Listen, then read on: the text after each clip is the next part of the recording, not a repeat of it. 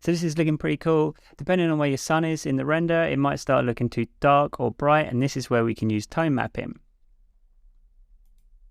And I can't overstate the importance of the sun on your environment, and this is key. If your lighting's not looking right, then it's because you haven't done this simple step.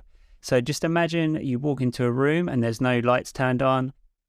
This is how you want your lighting to look at this stage. You can even get up now and turn off all the lights in your room and make sure this is what you're getting. So if you ever struggle with lighting, then turn off everything and start with your environment light. And then you can start building up the artificial lights after that. And that's what we're going to do. So we can use the simple exposure to turn up the brightness of our room or turn it down. So I think something like -1 looks as though we've just walked into this room and there's no other lights than the sun coming in that window.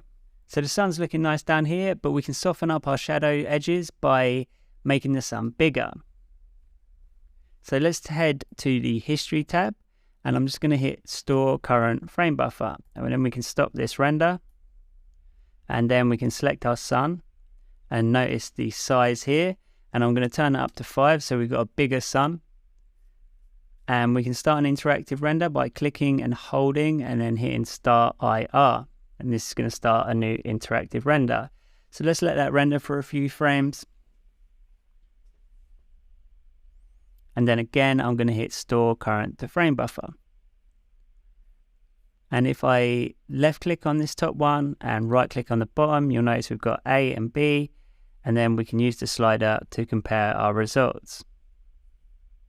And now you can see we have some nice soft shadows coming in through our window.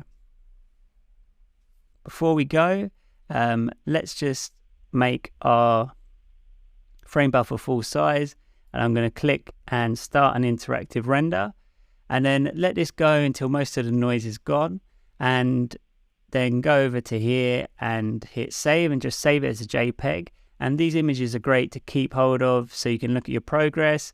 You can even make a making of later. So let that render out for a while and save a JPEG, and I'll see you in the next lecture.